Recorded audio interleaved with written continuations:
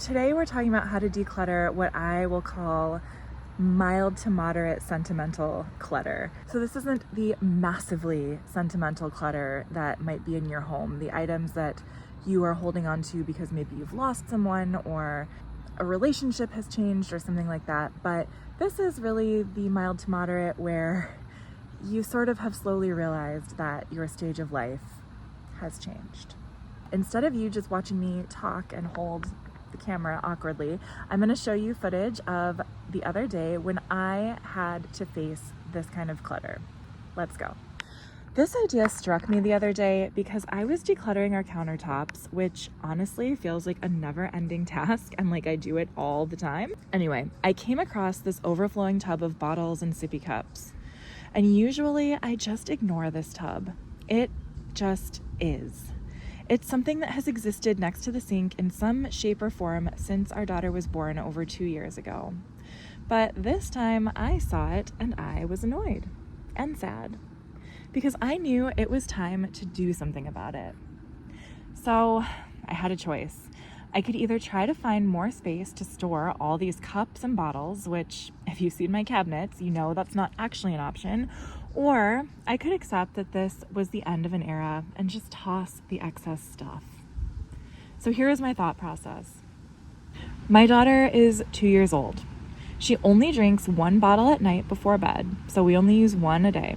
By the end of the year, the bottles hopefully will be completely phased out. That is my goal anyway. And then at this point, we really don't need more than 2 or 3 of these bottles in the rotation. I'm not going to have any more babies, at least not that we're planning.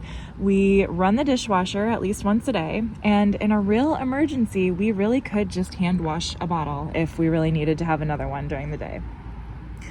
So it was clear that logically, the correct decision was declutter, toss the extra bottles. But obviously, with something like baby bottles, the decision is really more than one of just logic. Sometimes when we go through a change or transition in life, we stand at the threshold for a while. We hover in between the old comfortable way of life that we've been living on autopilot for what seems like forever, and the door into a new awkward life that feels entirely unsettling and strange. So even though we don't need all of these bottles anymore, and quite honestly, we haven't for several months, my brain and heart have had to take some time to catch up to reality, to slowly say goodbye to the chubby baby that I used to hold and feed several times a day, and fully embrace the toddler whose new favorite phrase is, "I do it all by myself, Mama." Pardon me as I dry my tears over here. While I was at it over in this corner of the kitchen, my baby station, I also went through the other random stuff that has been accumulating dust. The liquid vitamin drops could go. Amelia has chewable vitamins now. The little snot sucker bulb was never a hit anyway. Goodbye. The Tommy Tippy Sippy cup literally never got used. I don't even think once. So toodaloo, Tom. And these honey bear cups lived a good life, but they never quite recovered from the mildew smell they acquired on our humid Mexican vacation. So adios, amigos. It was all very quick and dirty in the moment. I did a great job of ruthlessly tossing the things that were just getting in my way every time I tried to find a straw or lid. But as I'm reflecting on it now, I do think it's important to acknowledge and bring awareness to the transition. One day will be the last bottle. One day will be the last sip from a honey bear straw cup. One day my baby will be going to preschool all by herself. And I can't even think about all the other one days beyond that. I get it. Our stuff can absolutely hold meaning. But most of the time, that stuff is really not serving us if it's past its prime useful era.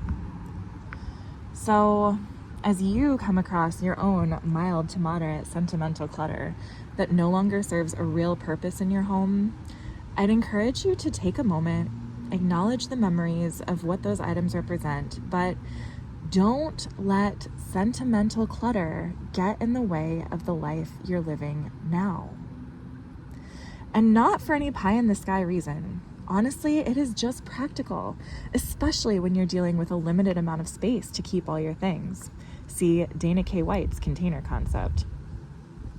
Would you rather shuffle through 47 cups to get to the one that you actually want, or would it feel so much better and faster to just have a few and be able to grab one without any fuss?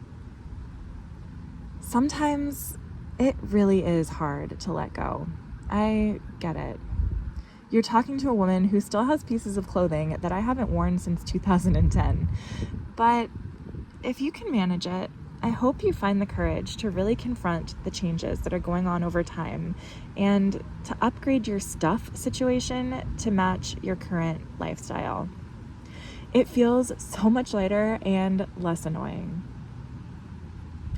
If you found this helpful, you can find more of my decluttering content here. And if you'd like to follow along as I declutter the rest of my life by losing weight, figuring out how to become an adult, subscribe. New videos are out every week. Thanks for watching, and I will see you in the next video.